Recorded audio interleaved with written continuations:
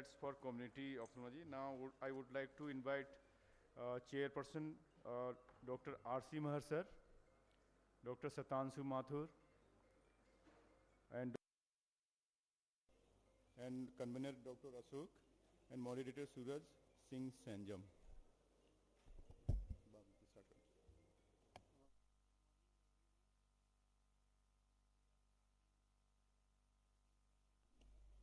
Interesting session on low vision aid.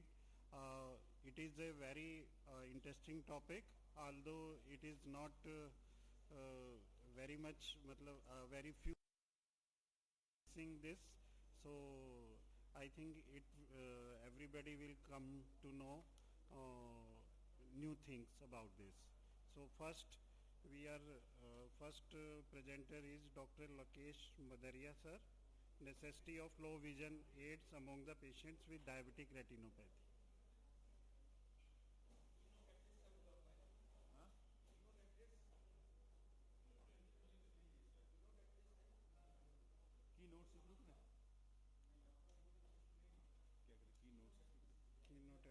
Keynote address. Yeah. First, Dr. Swapan Samanta sir. He will start.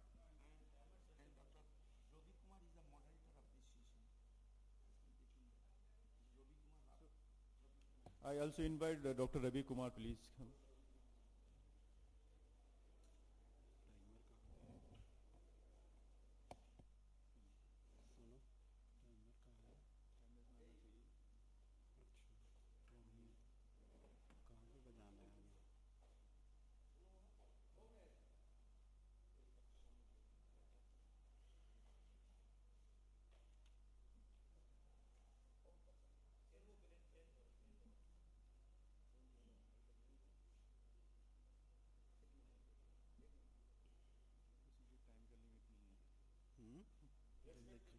Sir, moderator, honorable delegates present here. Very good morning to all of you.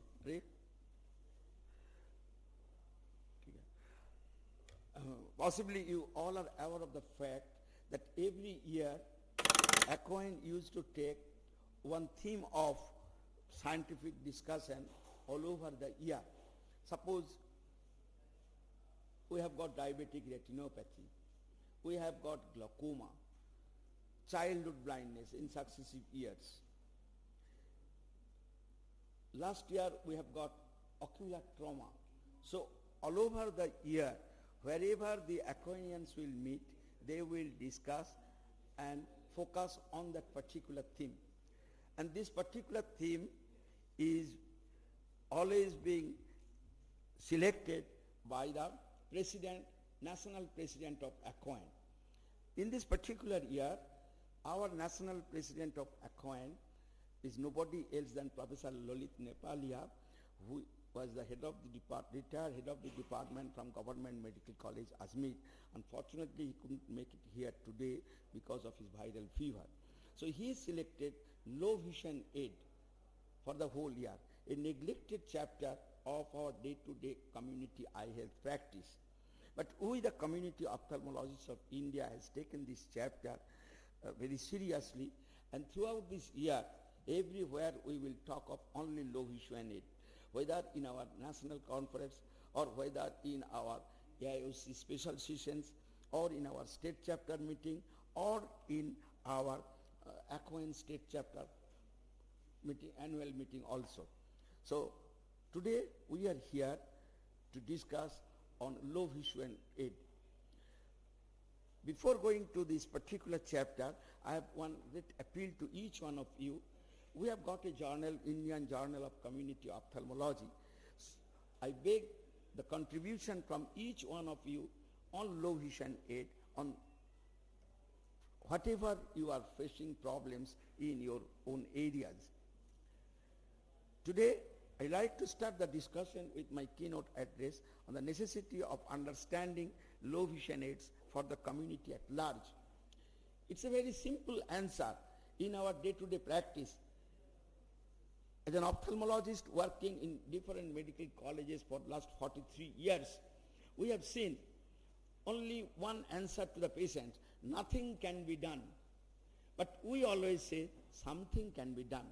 So we have to change our attitude that nothing can be done. Whenever we like to find out or we diagnose a case of anophthalmos, we have got the only answer to the parents, nothing can be done. But that unfortunate parent like to sit in the outdoor until the end and always used to ask the ophthalmologist, sir, please do something, please do something. And the doctor has got only one answer, nothing can be done. And unfortunately, in India, right at this moment, we have got more than 1,000 blind schools.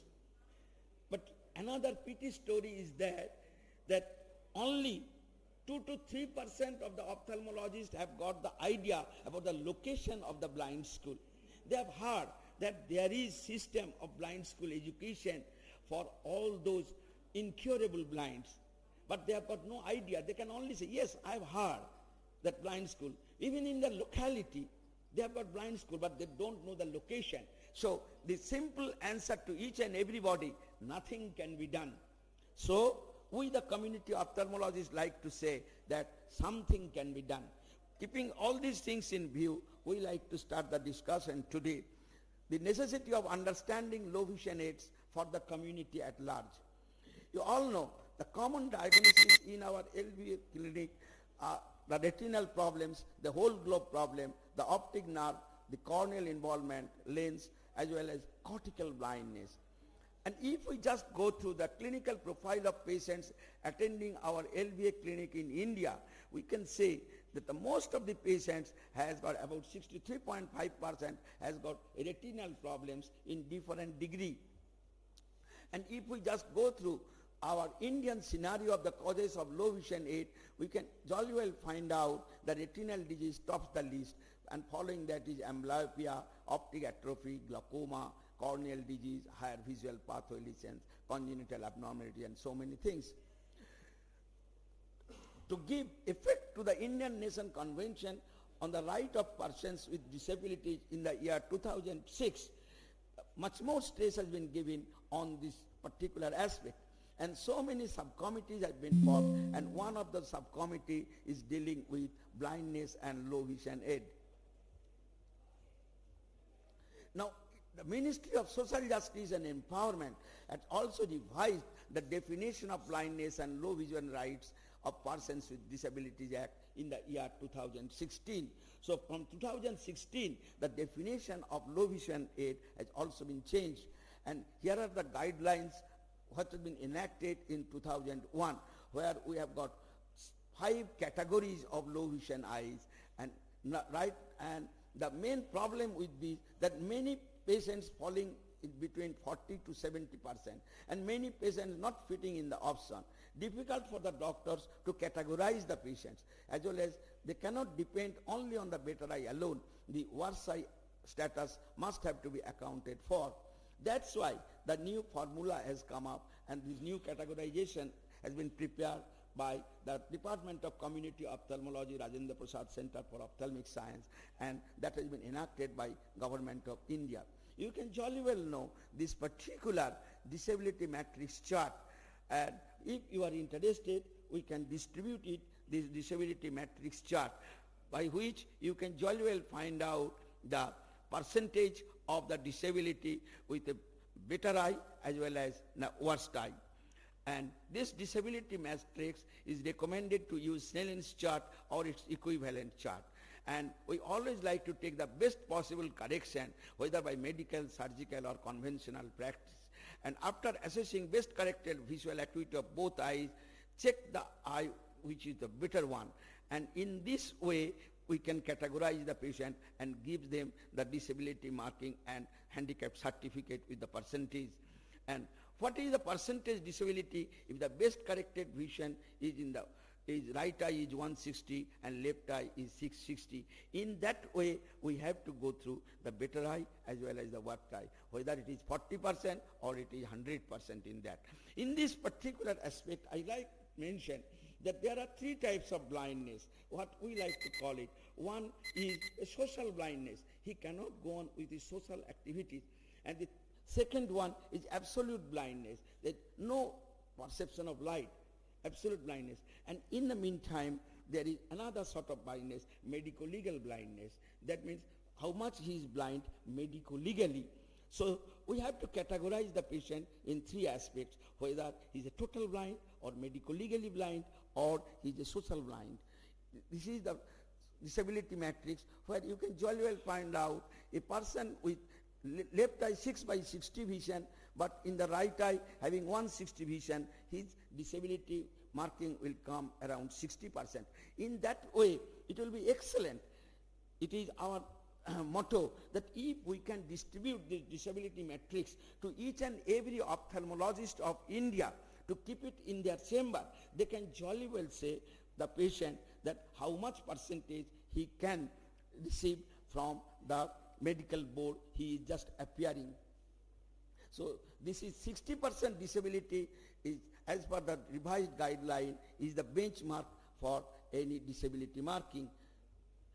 And next, coming to the visual field defect. You all know visual field defect, again less than 40 degree, less than 20 degree and less than 10 degree. And this is another matrix showing the visual field defect as the criteria to give any certification for visually handicapped. And in this way, this person with a visibility benchmark of disability means a person with not less than 40% disability. So 40% is not at all a benchmark for visually disabled. It should be more than 40%. So in this way, we can give temporary or permanent certificate. Temporary means with those with mature cataract or something like this. In this way, we can go on. And there are so many criteria, but the vision is multidimensional. You must have to keep it in mind. Distant, near, color vision, stereopsis, depth perception, contrast sensitivity, ocular motility and ocular reflexes.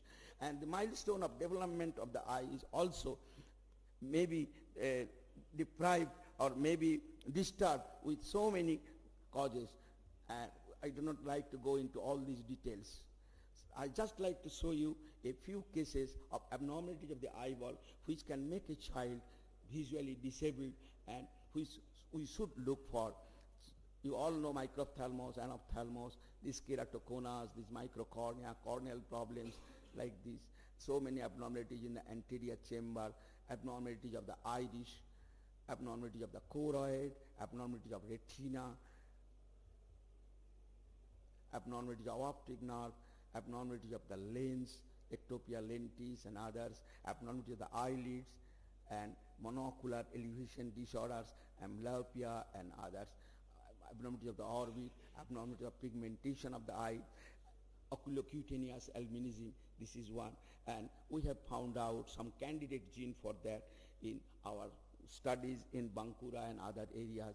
In that way, ocular motility problem, night blindness and visual abnormalities, so and so with pediatric age group, neck pain, abnormal posture, amblyopia.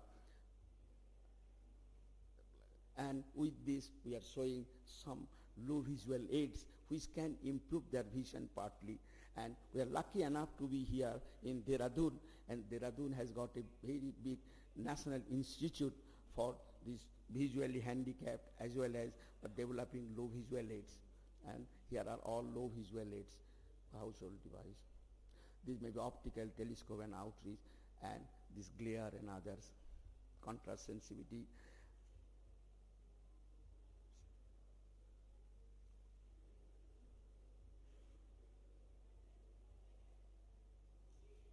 Now, here is one project which has been taken up in West Bengal in some 10 districts to find out how many persons are there with low visions, and these persons under this project has been taken into the hospital to check their vision and to check how much benefit they can get with the low vision aid. And afterwards they had been distributed with low vision aid, and afterwards some follow-up has been done that how much successful it is to have them rehabilitated in their social life with activities to earn their own livelihood. In that way, I don't like to go into this process. This model we can replicate in other parts of India also, and ACOIN can take this particular type of camp and advocacy for the persons with low vision aid and can go on with successful networking with education department of the particular state and others. So, lastly, the take-home message should be meticulous history-taking, genetic counseling, prenatal diagnosis, postnatal care, multidisciplinary approach, early detection and introduction of low vision devices, preparing individual education plan and certification. And in this way, we can make low vision devices affordable and accessible to the masses. No more today. I'm really thankful to my good friend Professor Suraj Senjim of RP Center, who is looking after this particular aspect of low vision aid all India, as well as Dr. Ashim Shil of West Bengal, who is looking after the project in West Bengal, for providing me some slides of this particular lecture, as well as helping me all the time with so many inputs. Once again, I like to recall you to assemble in Palampur Rotary Eye Hospital on 10th, 11th and 12th October in our next annual conference and our International Assembly of Community Ophthalmologists under the guidance of Professor B.N.R. Subuddhi as well as Dr. Lakesh Madaria. Thank you very much. Thank you once again. Thank you. Thank you. Thank you, Dr. Samanta, for sharing your knowledge and excellent presentation of your work.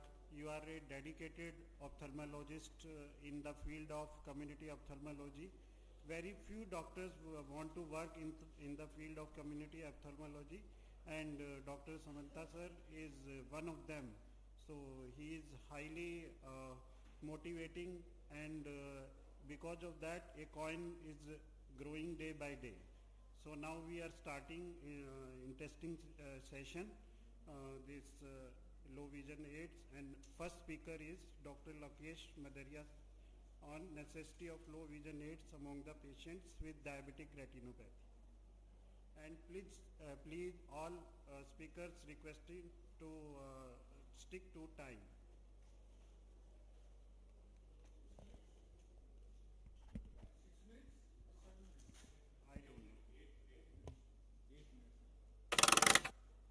Thank you, sir.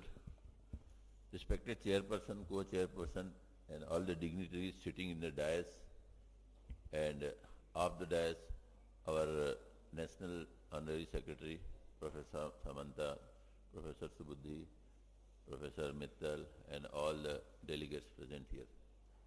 First of all, I thank the ACOIN for providing me this opportunity to talk about the necessity of low visual aid in diabetic retinopathy.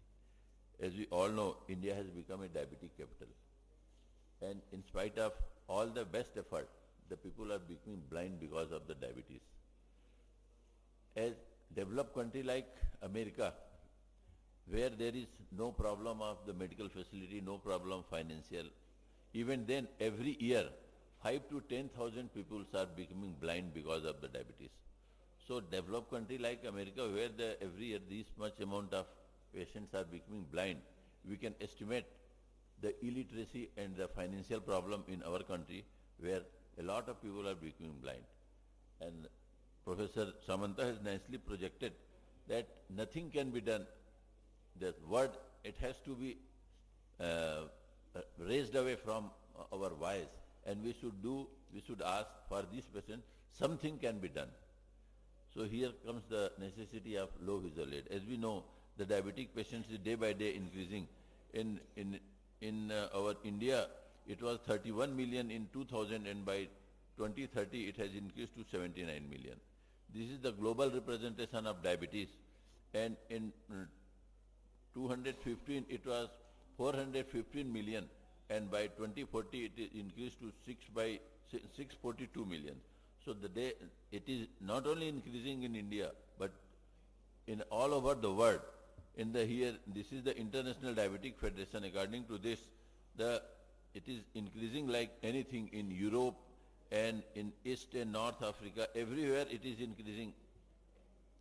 According to International Federation, 415 million adults are having diabetic mellitus. By 2040, it will be going to increase to 640 millions. So the maximum diabetic patient is in the China, then the second is the India, and then the USA. As we all know, the classification of the diabetes, it is the non-proliferative and proliferative.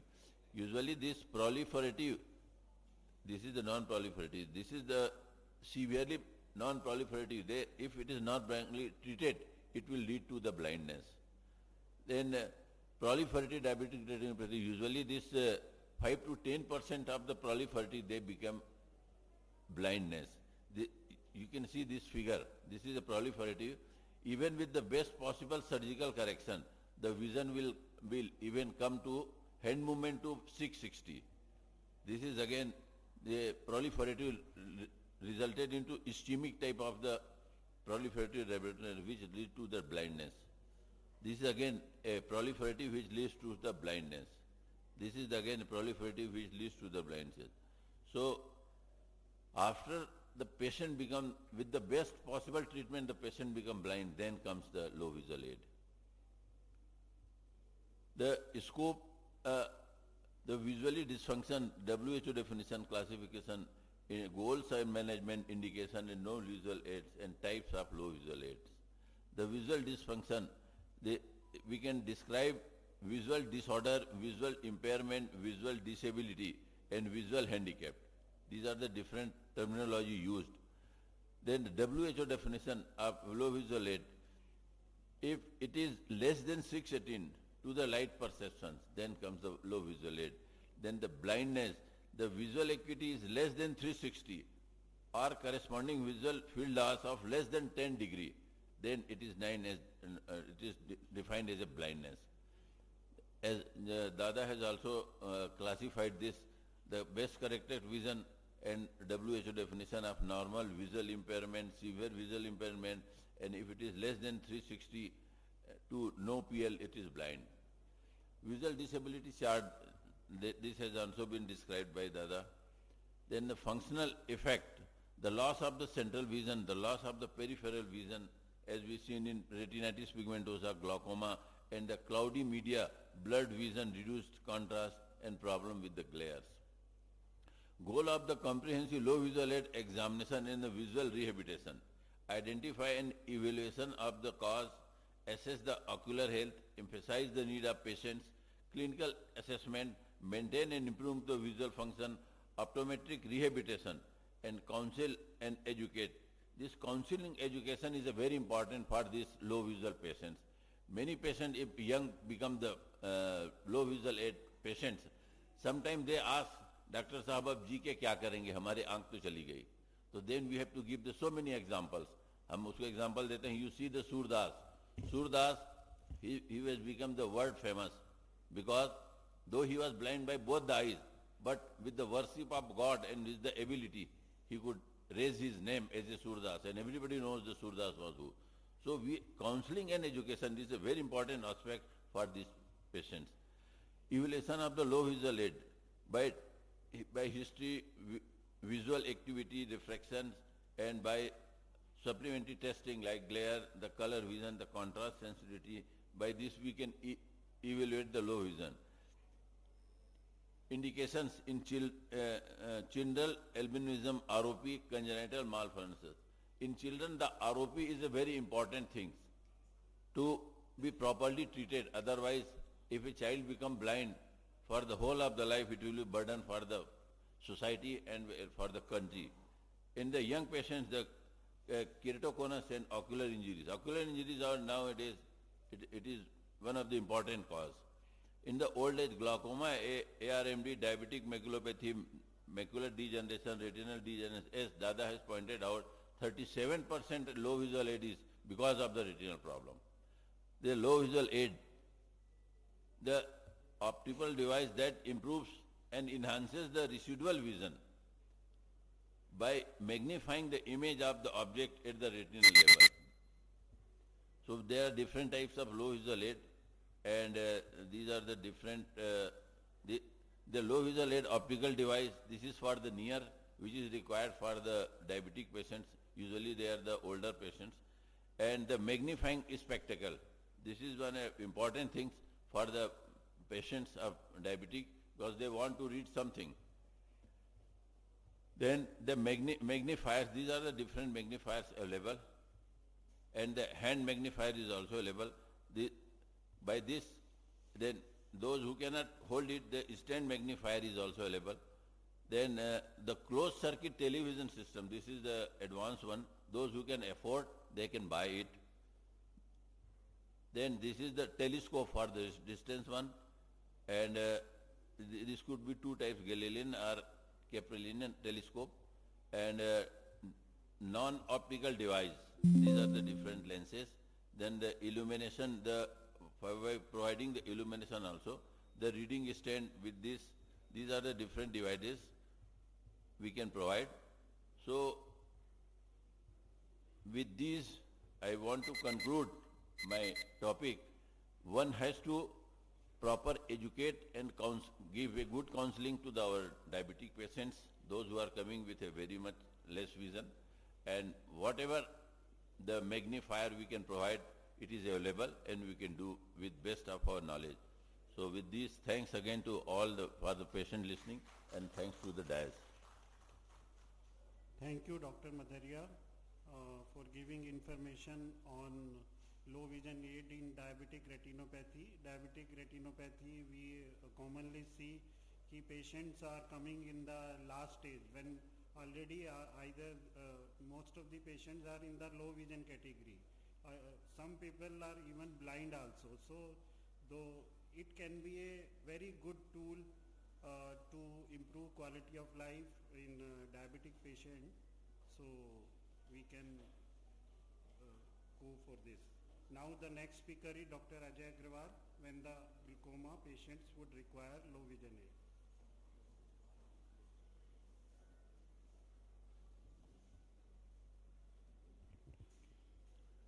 A very good morning to all of you, and I would like to take this opportunity to thank the ACOIN executives for giving me this opportunity to present this on today. So I'll be talking about when will the glaucoma patients require low vision aids, no financial or proprietary interest. So we all know that glaucoma is a group of disorders in which there is progressive optic neuropathy and there are corresponding visual field defects. And consequently the patient has problems with the visual fields as well as the decreased vision in the advanced cases. So we all know that the management is therapeutic and surgical, but the visual rehabilitation part is something which we focus less on. So this is needed for all patients who have advanced glaucoma with low vision, both children and adults. So it is a misconception that only the elderly require low vision aids. Congenital glaucoma patients also will need the low vision aids. So the approach to the management includes after surgery, you can see the visual rehabilitation is extremely important in all patients with congenital glaucoma. So the definitions for low vision have already been discussed. So anything less than 6 by 18 to 3 by 60 and a field of vision around 10 degrees. So low vision is a functional visual impairment which is not correctable by standard glasses, contact lenses, medicine or surgery, which interferes with a person's ability to perform his day-to-day activities. So there are a number of things which are important when we live with glaucoma, and the disorder is basically the anatomical change, impairment is the functional loss out of that visual disorder. Disability is related to the skills and ability of the individual, and the handicap is the psychological and economic consequences of such a visual loss. So all of these have a great impact on the person with low vision. So if you see the main causes of low vision in children and the elderly, so both spectrums of the age group in glaucoma patients will require low vision aids. So there could be either a peripheral field loss.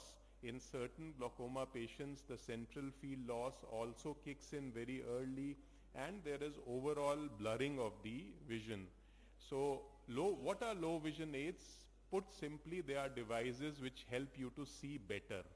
So these can be optical or non-optical devices. Essentially, they could be optical, non-optical, electronic and complex devices. So these are of 4 types. Among the optical devices for distance vision, we have the telescopes as well as various electronic systems. For near vision, there are magnifiers and other electronic devices. And then there are the non-optical devices which reduce the glare, which enhance the contrast, and then there are newer computer softwares also which are useful. So coming to the distance optical devices, these include the various types of telescopes which are there. So telescopes essentially work on the principle of angular magnification which is up to 10 times, and they can be given for near, intermediate as well as for distance tasks. However, one thing to remember is as you magnify things, the field of view is going to decrease. Then you have the bioptic telescopes, which are essentially combining the conventional eyeglasses and the telescope in front of them. So you can either look through the bioptic lens system or through the telescopic portion when you want to look at a distance. Then there are various handheld telescopes, and these have a magnification up to 10 times. So that magnification part is limited here. For near, there are various types of magnifiers, and one of them is the spectacle magnifier, which is a spectacle mounted convex lens which uses the principle of relative distance magnification. It has the disadvantage of reduced illumination and short working distance, but this is one which is psychologically acceptable to many people and has a fair field of view. The stand magnifiers, which you can just keep on the reading material, and these could be illuminated or non-illuminated. So these are there. And then you have handheld magnifiers, which are essentially convex lenses with a handle, and these again may be self-illuminated. And most of these magnifiers are actually very portable. Then you have dome magnifiers. There are these Fresnel sheet magnifiers and the pocket magnifiers, depending on the need of the particular patient. Then you have various assistive devices, including the CCTVs and the portable video magnifiers. So the CCTV consists of a monitor, a camera and a platform to place the reading text. So you can see the book is placed down, and the thing is magnified on the screen, which can be seen by the person. You can also control the brightness and the contrast. So you can magnify things as much as 60 times. So that is the advantage. But of course you need to keep it somewhere. That is the disadvantage. Then you have the mouse model CCTVs and the desktop CCTVs, which may be useful for the elderly population. Then non-optical devices, there are a number of categories of these non-optical devices as well. One is the writing guide, where the patient can feel the empty cutout spaces and write on those spaces. There are glare reducing devices like sunglasses, Polaroid glasses and Noir glasses. There are the Corning photochromic glasses where contrast can be enhanced, and essentially there are yellow and amber filters here. So these attenuate 100% of the UVB wavelengths and also the blue light, which is responsible for a lot of scattering and discomfort to the patient. Out of these, the CPF 511 is useful for the glaucoma patients. There are Noir filters which absorb the scattered light, so that is one. So for patients who have early and moderate glaucoma, the CCTVs, the Corning glasses, reverse telescopes, prism systems are extremely useful. Then because the field of vision is affected, there are visual field enhancement devices which compress the images. These provide prisms which relocate the image. And then there are field expanders of various types. So like the Fresnel prisms, reverse telescopes and the field expanders. Newer technology includes the Kindle or the iPads, the implantable telescopes, the Argus retinal prosthesis. Again, these are very expensive as of now, And for end-stage glaucoma, you have the canes or the sighted guides. So glaucoma is a group of disorders in which there can be significant progressive optic neuropathy. Patients with advanced glaucoma need low vision aids. So visual rehabilitation and counseling of the patients is as important as IOP control. And we need to customize these LVAs because one size does not fit all. And thank you for a patient hearing. Thank you, Dr. Ajay, for excellent presentation on low vision aids in glaucoma patients. Again, glaucoma is very common, so we are highly benefited with your talks. Now, next speaker is Dr. BNR Subudhi on role of teleophthalmology in the practice of low vision aids.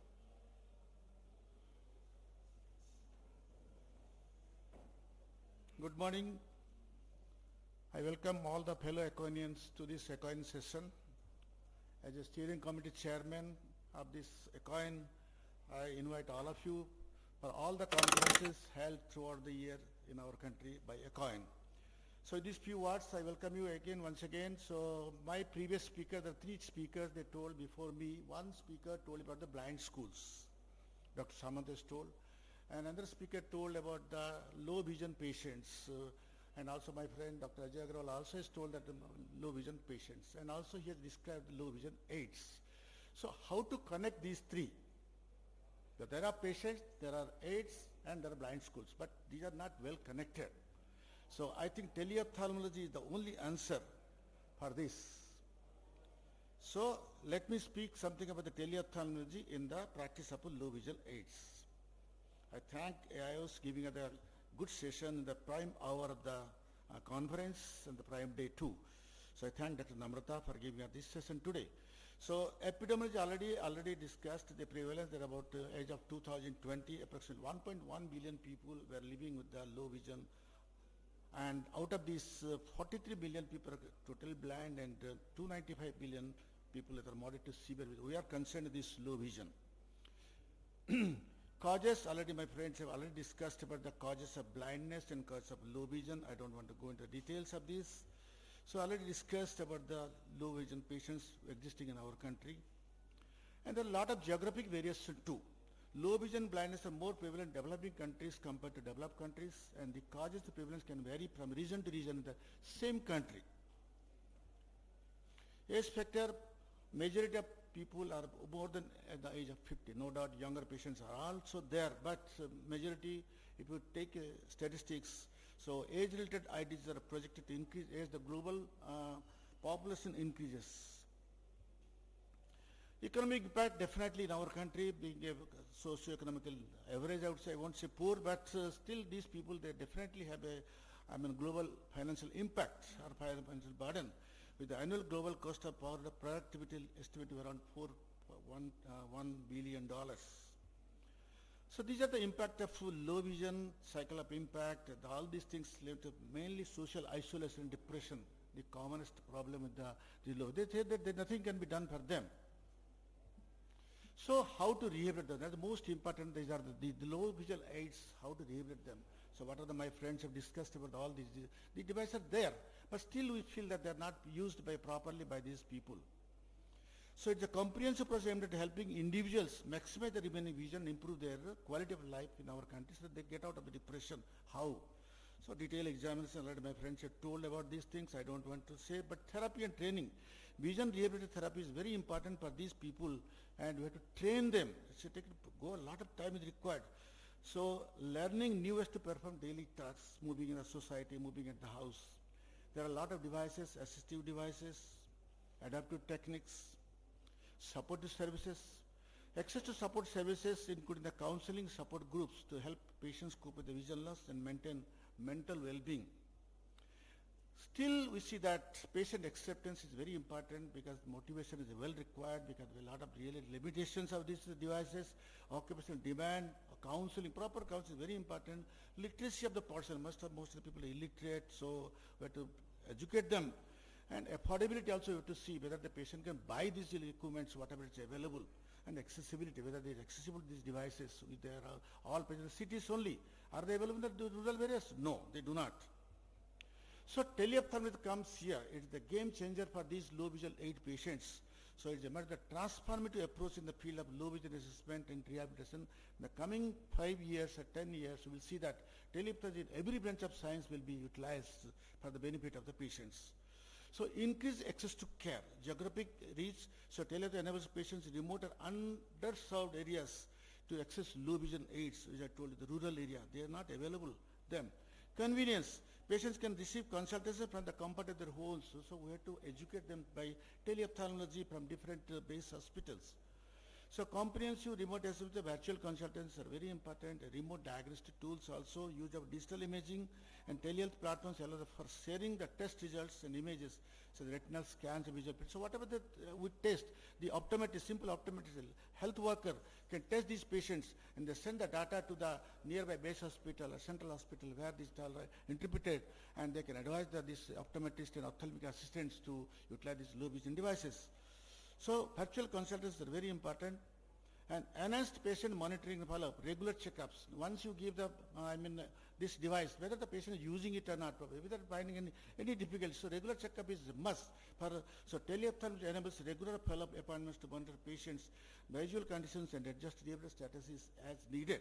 And real-time feedback also many times through WhatsApp, through Facebook. The patient can connect with the doctors sitting at the base hospitals. So education support also, patient education is very important, because unless the patient is educated to how to use the low vision aids, it's very, difficult to use them. So the education is very important by the teleophthalmologist, can help them, education resources and training and adaptive devices, technologies, etc. And family, the patient in its familial circumstances, the family members can also help them by this teleophthalmology.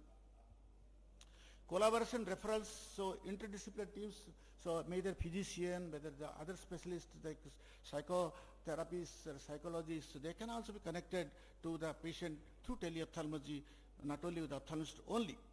So optometrist, ophthalmologist, occupational therapist, social, all can be connected to teleophthalmology by virtual consultation and efficient referrals also.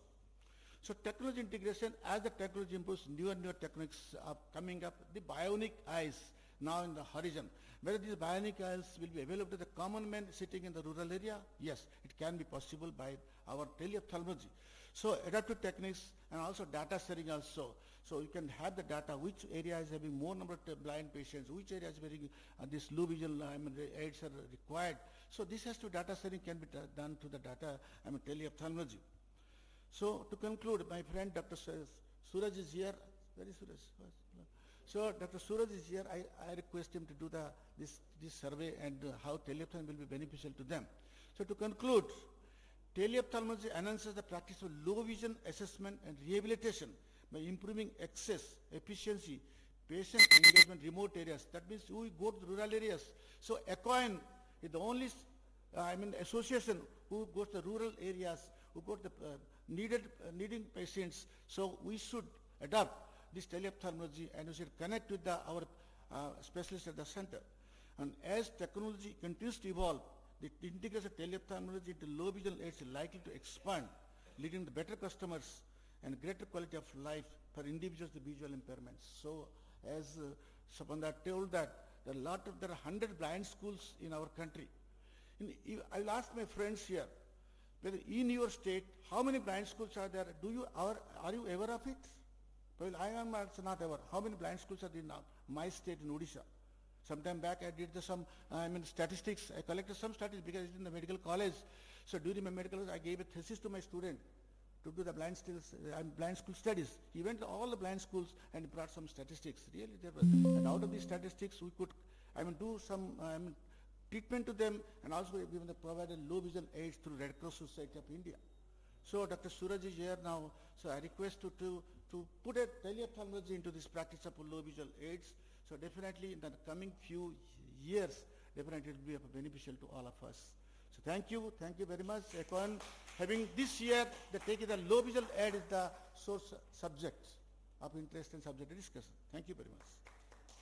Thank you, Dr. Subudhi, for giving us information on how we can use teleophthalmology in the low vision aids. So request everyone so they can add to their practice. And now next speaker is Dr. Sanjeev Mittal. Topic is school eye screening in search of students in need for low vision aids.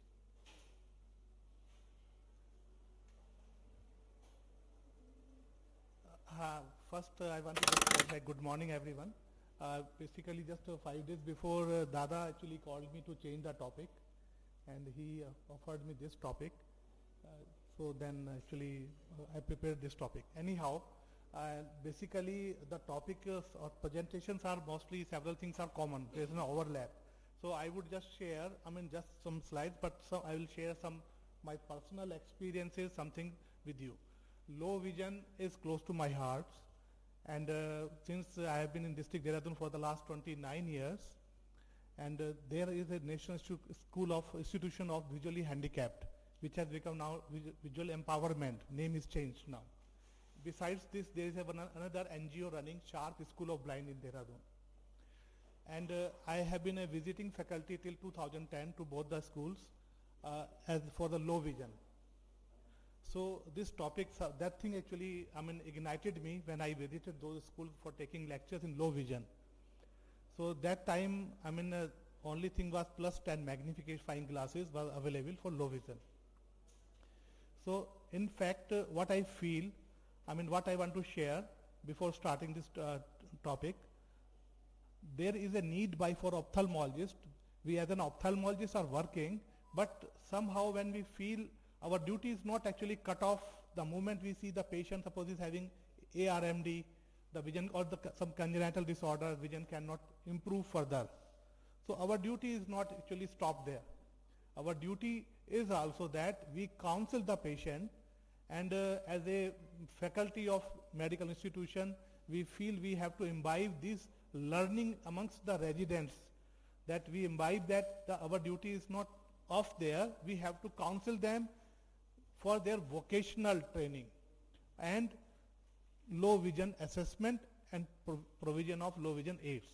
So I would request Dada and Subudhi sir and Dr. Maderia that in the theme that low vision is, this theme is given, so it should not be restricted to only low vision aid, it's basically low vision assessment, clinical evaluation, and how do we go ahead with that, what equipments are required to establish. So those things should be a part of this top theme actually. So with that, I just go and to share in the last, that I will share in the last, low vision aids. So I requested my our senior resident to help me out. Time was very short. So that age-related macular degeneration, we know that dry macular degeneration and wet macular degeneration, visual acuity is poorer than in wet in comparison to dry one. We try our medical treatment for wet as well, and after that, whatever visual, this definition I'm skipping now. So what visual deformities a patient in ARMD experience? The visual acuity is declined, visual fields are declined, whether in the form of central or paracentral scotoma, contrast sensitivity is declined, metamorphopsia, micropsia, color vision defects, patient may experience glare and photophobia. And while prescribing visual aids, obviously my previous speakers have already mentioned on optical aids, non-optical aids, and then advanced gadgets with us. So I think the same thing like near, we can categorize this way also, that near low vision aids, spectacle reading glasses, handheld magnifiers, stand magnifiers, projection magnification. And distance low vision aids are handheld telescopes or spectacle mounted telescopes. So spectacle mounted reading glasses are the most prevalent, easily available. Most of the opticians in every city, they have +10 diopter spectacles, but the problem arises is like that the magnification we increase, the patient might experience diplopia after some time, fatigue. So if you just recall that we have our magnifier, this loops, 2x loop, 2.5x loop, 4x loop, 6x loops. The Indian one which you buy, you find difficulty. The good one you have comfort. So it's basically you have to incorporate prism. we increase the power, we have to increase the prism. So the simple glasses 10 diopter for short time it can be used. But of course it is a good trial, easy to use, cheaper one can be used.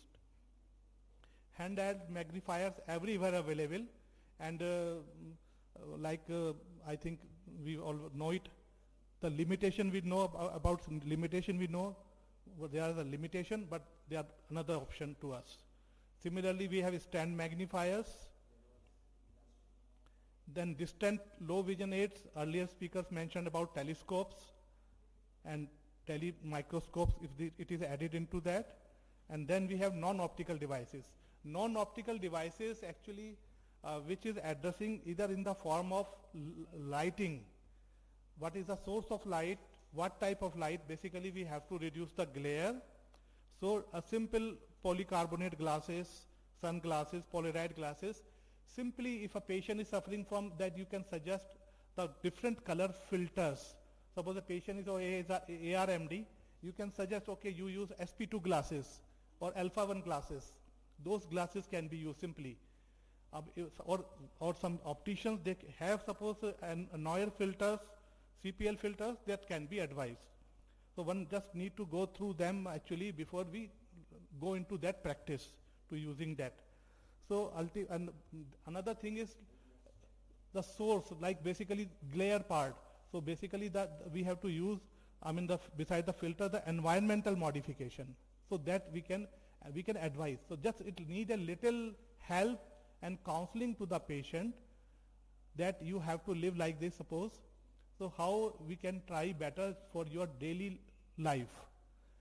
So this is just my appeal to everyone. Just please, we should actually spread this. Everyone is doing that, but please spread this message amongst your juniors, if you have residents, that inculcate this thing like they should be counseled. And if the vision is so poor, below low vision, it cannot be given, then they should be sent to a proper center where they can be given some professional training for their sustenance. So that is also a part. And lastly, just to share that in this direction we have been working. So we are planning, we are in the pipeline of the project. We are starting low vision clinic in our department in next year. So we are working for that. So that's like everyone can do it. Thank you very much. Thank you, Dr. Sanjeev Mittal sir, for very nice presentation on ARMD, and your work for visually handicapped patients is highly appreciable. So again, and congratulations on starting low vision aid department. And our next speaker is young ophthalmologist Dr. Nitin Mehrotra on low vision aids and corneal scar among Indian community. Good morning, dignitaries on the dais and off the dais. Thank you, ACOIN, for giving me this opportunity. I will be discussing the causes of corneal scar among the Indian community and what low vision aids which we can provide them. So we all know that loss of corneal transparency is called as corneal opacity. There are various causes. Just to enumerate: nutritional, congenital infections, injuries, inflammatory and iatrogenic. If we talk about the disease burden, according to WHO, the corneal opacity is the 4th main cause of blindness globally. And out of the 145 million people, 6 to 8 million people are corneal blind. Talking about the India, the NPCB survey says that the corneal opacity is around 6th major cause of corneal blindness and accounts for 0.9% of the total blind population. A very important study, which is the population-based assessment of visual impairment and pattern of corneal diseases, the core study shows that the prevalence of corneal opacity was found to be 3.7% with the bilateral involvement in 31%. It also shows that the most common type of corneal opacity was the macular grade, around 46%. So what is the burden of corneal blindness in India? A study by the Nupur Gupta et al. It was a meta-analysis of the 7 relevant population-based studies which were published from 2001 to 2010 was performed, and it shows that in pediatric population it is the most common cause is trauma, ocular trauma, while in adults the most common cause is the keratitis, and in the elderly population it is the trachomatous keratopathy and the corneal degenerations. Among the infectious keratitis, a hospital-based study on epidemiological profile shows that the fungal keratitis, which is agricultural related ocular trauma, was the principal cause, and the mycotic keratitis is the most common. Among the vitamin A deficiency, a population-based assessment of childhood blindness in state of Andhra Pradesh revealed that the corneal diseases to be responsible for 17% of childhood blindness. And it is the most frequent cause of blindness among the preschool children in developing countries. The trauma, it is most significant cause of unilateral loss of vision in developing countries, and chemical injuries with acids and alkali, they also contribute significantly to the corneal blindness. The pseudophakic and the aphakic bullous keratopathy is also one of the important cause, and in a study involving 2022 penetrating keratoplasties performed in a tertiary eye care center in North India shows that the bullous keratopathy accounts for 13% of the total cases which are being operated. Corneal dystrophies is in a study which is done to found that the corneal dystrophy, among the corneal dystrophy, it is the macular corneal dystrophy which was most common, and as we all know, the corneal transplant is definitive treatment, but the scope of low vision aids is very less in corneal diseases, as we need all the low vision aids, they need clear cornea. Whether we need for ARMD or glaucoma, we need a clear cornea. But if we do not have clear corneas, the scope of low vision aids is very less. And the corneal scars, they can be managed with the scleral contact lenses. They can convert irregular cornea to a regular surface. And the definitive treatment is definitely the corneal transplant, whether lamellar or the full thickness. Thank you. Thank you, Dr. Nitin, for giving information on corneal scar and giving low vision aids in these patients. Now, next speaker is Dr. Prateek Nishant on my trust with Community Ophthalmology in Uttarakhand.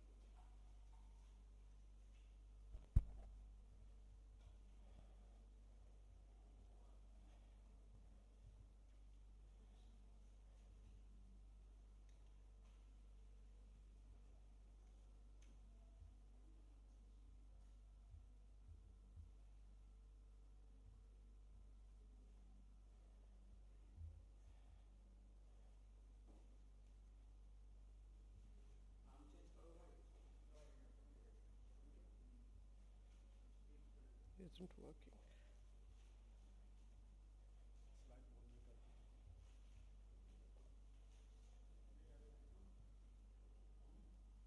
Can we have the screen, please?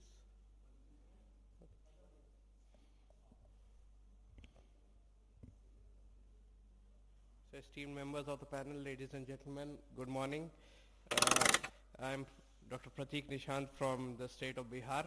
I came 1,000 kilometers to complete my post-graduation from AIIMS Rishikesh, and it is a pleasure and an honor to be speaking in Dehradun before two of the architects of my postgraduate program, Professor Sanjeev Mittal and Professor Ajay Agarwal, as well as all my teachers and colleagues from the state of Uttarakhand. My regards to Devbhoomi. My trust with Community of Ophthalmology in Uttarakhand began in the year 2017. So beginning with no relevant financial disclosures, I was brought by fate to the city of Dehradun in February 2017 to visit the IMA Blood Bank of Uttarakhand on a mission by the State Medical Registration Council to look at the practices of registration that were going on in the Uttarakhand Medical Council. But then somehow I landed as a junior resident after 6 months in the beautiful city of Rishikesh and this premier institute. And it was soon that we realized that there is an ecosystem for community service that has brewed in this institute and the state of Uttarakhand, because we have an ailing community with hard to reach areas with heavy reliance on road travel, less centers practicing high-end affordable eye care, different and unexplored spectrum of eye problems, and less facilities for patients with special needs. Now in this mix, I was fortunate to encounter a premier institution where there was a culture of outreach activities through an institutional corporate social responsibility, growing eye care facility open to learning on the go, a large initial team of resident doctors under able supervision, and where the importance of community ophthalmology was emphasized as well as tested. things began with this camp in the Srinagar Garhwal region where there was this Shahidi Mela, my regards to the brave sons of the soil. And here I was taught the importance of a basic camp medicine kit and the importance of early proficiency with torch and other handheld instruments, as well as making use of meager resources such as epilation using a locally manufactured pair of tweezers. Later we went to a Tehri Koteshwar camp where a low-cost technology like this printable visual chart was delivered to a dispensary that was there. They did not have a vision chart, but so we carried this chart along, and we left it there and taught the medical officer who was there how to use this chart and how to refer the patient to AIIMS Rishikesh. Simultaneously, the data collection and tablet computer-based data entry, I had a first-hand hands-on experience. The camp among laborers in Rishikesh was another encounter with this underprivileged community, where we acquired knowledge about diseases prevalent in this specific community, as well as the channel of referral through which has to be affordable as well as convenient. So this channel had to be established, and this was learnt through experience. The camp among deprived sections of the society in Dehradun, this happened to be a Nanhi Dunia, which is a school which serves the underprivileged children from marginalized communities, which helped me recognize the health problems of children with special needs, propagating channels delivering affordable medicines, importance of a cheerful and healthy atmosphere while these children learn and grow, as well as serving otherwise marginalized sections as our own. This was a landmark that our institute conducted. This was a camp over a period of about 60 days. And our institute served about 25,000 OPD patients in a makeshift hospital that was created in Prayagraj. And this paper was published by our institution regarding the pattern of ocular morbidities among the pilgrims attending the Netra Kumbh Mela, and coupled with the social responsibility of delivering free spectacles, this was a massive success, and we were happy to be part of it. So teamwork is the key, and ultra high volume eye care is not only a possibility, it is a reality. It was revealed to me in this particular eye camp. Our institute was fortunate to receive the Government Sector Performance Award for 80 plus days of outreach camp in 2018 and 19. Simultaneously, in-house, we pioneered the eye banking in government sector in Uttarakhand through our institute. My responsibility was not only to cover the 2 p.m. night to 2 a.m. Midnight calls for cornea donation, voluntary cornea donation all across the state, but then I was also fortunate to contribute to designing the IEC materials that are present in our hospital, as well as the website of the AIIMS Rishikesh Eye Bank. So to channelize interest to build instruments of change is what I need, what I learned through the eye banking initiative of our hospital, and working towards the goals which align with the national programs is something that was introduced to me. In-house awareness during the World Glaucoma Week, again this poster was designed by me, of course supervised by my consultants, and this is something that my interests, which when translated into reality, come out as. My interest with research in community ophthalmology came out when I was fortunate to receive the ACOIN Community Eye Health Research Grant. And on the right you have the presentation, the final presentation of the project which was completed. On the left you have one of the publications we have in Indian Journal of Community Ophthalmology. So I learned that community-based research is very different from hospital-based research, and impactful community-based research has a potential for actionable policy reform. Finally, this was Guru Shri Gorakshnath Swasthya Seva Yatra in Uttar Pradesh, Nepal border, where I was invited to serve through my institution. And this was a border area. This was supposed to be a zone inside the dense forest with no mobile signal, no proper facilities, no proper accommodation. And fortunately, I was able to supervise a team of 3 to complete my part of this eye camp. So this made me learn that life throws unexpected outswings, and one needs to play them with best efforts without thinking of the rewards. But when the rewards do come, such as that on the right, they are very pleasing and very satisfying.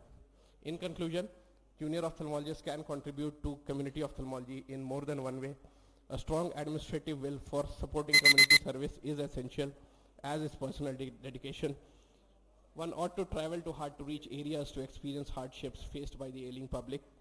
Standard practices, coupled with physical infrastructure, resources, and dedicated care providers, is the formula with track record for success.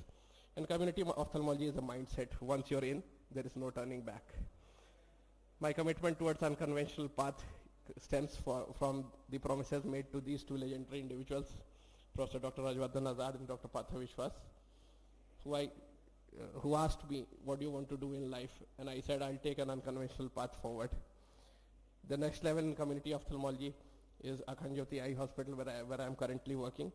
It is Eastern India's largest eye care network, which now has an emerging center of excellence, a 200,000 square feet area with 11 operation theaters, and an upcoming Institute of Community Ophthalmology, a research foundation, multidisciplinary laboratory, and Bihar's largest ever DNB ophthalmology program. It was host to the ACOIN Bihar chapter conference in 2024, and the path is ongoing. So thank you very much, and it has been a pleasure. Thank you, Dr. Pratik, for sharing his information in the field of community ophthalmology, and you are doing an excellent job. And now our last topic is my days with the low vision patients and subsequent different observation on them with low vision aids, and speaker is Dr. Suraj Singh Sanjan. Thank you. Thank you, first of all, Dada and other panelists, and also my colleague from RP Center for Ophthalmic Sciences, and Dr. Sanjay Mittal is here. I talked once with you, sir.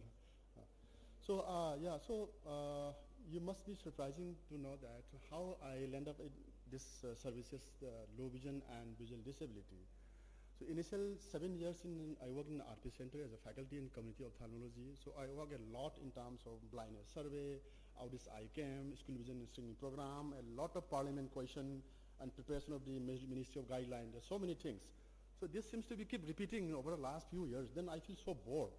And 2017 onward, when I returned from London, then I visited two centers in London. There is a RNIB, Royal National Institute for the Blind. And I observed there are so many devices, so many vision assistive devices. There are thousands. The area of that area is, 10 times of this room. And then I surprised how come this such center is not there in RP Center Ames. Then when I returned, I discussed with my senior colleague and our chief. Then I said, sir, we should have this kind of center. And then I have shown all the evidences, photo and everything. Then slowly I started this clinic, the LVR clinic, that's low vision and rehabilitation clinic. So now we have a full-fledged clinics that's supported by the WHO and other external agencies. So my talk is my ideas with low vision patient and subsequent different observation, then vision assistive device. So let's start with the case study. This is a ROP SILE. See, so you might have seen this picture. This is ROP 5, both investigators, both positive, and the child is 2 years and 6 months. This child has never seen how people walk. इंसान कैसे चलते हो दिखी नहीं. So whether we should do anything for the child, whether we should do something for the child. Second is, this is another example, Tara, 25 years old, and secondary glaucoma with Hill uveitis, and with the BCV is left eye is no PL, and right eye is a 360. And the same after the hereditary macular degeneration, and the BCV is less than 3/60. So what we are supposed to do this kind of patients when they come to your clinic.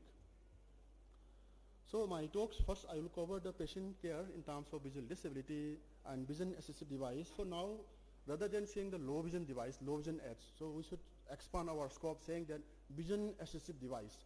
That includes the entire range of, you have low vision device for the blind, there's so many optical, electronics, software, hardware, so many things. So the vision assistive device is the right time that WHO is recommending now. So networking with the NGO is so important, as Dr. Sanjay Mittal says. The low vision is not only the clinical and assessment, at the same time you prescribe some glasses. It's not the end of our job. So you have to think about some other aspects about the livelihood, about the social problem. So the low vision itself is a medical problem as well as a social problem. So that means you have to manage both. You cannot confined to the medical problems only. So you have to expand the management towards the social problems. So for that we have to make a network, because we work in the hospital.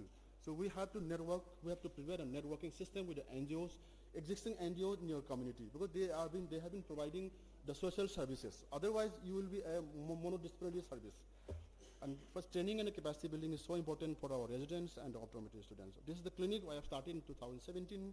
So every mornings I orient our staff, and of course that our residents, the doctors also, or optometrists also. These are the range of the assistive devices I do have in the clinics. And very high end also we have, we call it HMD devices, the head mounted display devices, which based on the AR and AI ways. So this is the flow chart I mentioned. The first patient come to our registration clinic and we record all the informations. And the first thing is we do a need assessment. And once you do the need assessment, then you further go whether the patient needs a disability certificate, whether the patient needs the admission to the school, at the vocational training center, apart from the clinical assessment. So the range of needs you will find out, and then according to the needs, then you have to categorize it and tailor the services. So the range of manual we have developed, so I'm not going to details. Education and counseling is so important because acceptance is sometimes very problem. So people doesn't ready to accept. And this is a vision assistive device training. See, device training is so important. So prescribing, recommending a low vision aid is not an overall job. So you have to provide some kind of training, how to use it, how to handle it, how to maintain it. At the same time, the repairing and the maintenance also. So reading stand at the side you will see, so if the patient is not used reading stand while using a dome, so then she or she will look down whenever she reads, and then over time she might develop some kind of scoliosis. That's the problem. So range of assistive device, vision assistive device training. So this is the Victor Reader, DAISY book, and smartphone is nowadays very much coming up. Those are accessible apps, special apps for the smartphone. A blind person, a low vision person can, access the smartphone and the contents, the reads using the smartphone apps. And the picture is like this one is the trial using some kind of high-end devices. So this is very important. This is one area in our clinic. So online application for visual disability certificates. Nowadays, everything is an online application. So because sometimes patients face, because they don't see properly, so how can they apply online? So we have, so far there are around 350 patients we support in terms of online application for disability certificates. And after that, the UDID certificate as well. And this heavily distance services, in the first slide I have shown you that ROP child with a stair 5. So the mobility. So the heavily distance service is so important for the congenital blindness or ROP, because the heavily distance service is, later on the child will be able to sustain, so able to live independently. So this simple heavily distance service is something like learning how to do something for the first time.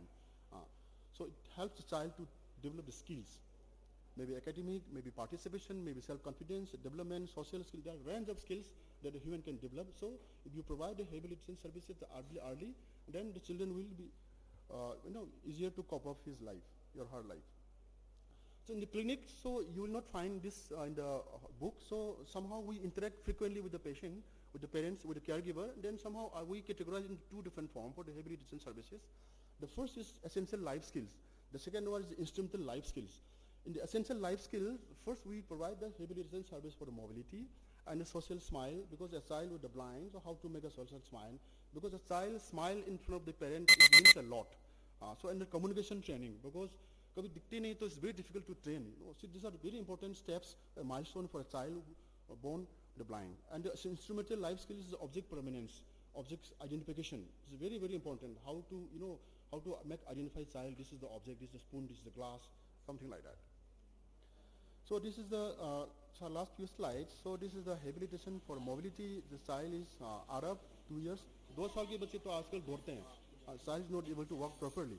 So we divided into two parent techniques. So somehow the parents, mother and father, we ask them to stand at least 2-3 steps apart. So somehow we are able to provide. But of course, we have to see some kind of outcome over time. So we also distributed many walking can and magnifier as well to the patients who are very, very poor, poorest of the poor patient. And this is staff training for our optometry students and the resident doctors, MD students. And the vocational training is another important aspect. So we have to give a lot of information about this vocational, because the livelihood is very, very critical for them.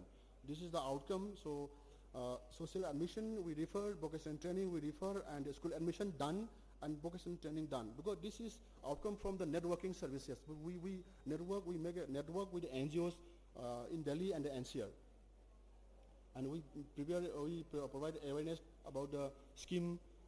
And this is the financial support to the person with the visual disability. They have to apply for loan. And this is the last slide. See that this the first slide, Tara Kumari. So finally we contact this Blind Relief Association, because there's an NGO very popular in Delhi. So then this Tara visited this BRA, and then she found out that this activity, this employment is very important for me. So she chose a massage therapy, but now she is undergoing massage therapy. And this is from Rajasthan. So we provide orientation for the JOS and NBDA in the computer use. And then he got selected in LDC in Rajasthan Electric Board. And similarly, this is another girls from the BRA. So a successful story. And this is the last slide. So the first is Mohit. He got job for the MTS and the Ministry of Social Labor Welfare. Second, and the Ministry of Communication. Third, MTS in Ministry of Action Affairs. Fourth, the same lady is doing in a massage therapy course. Thank you so much.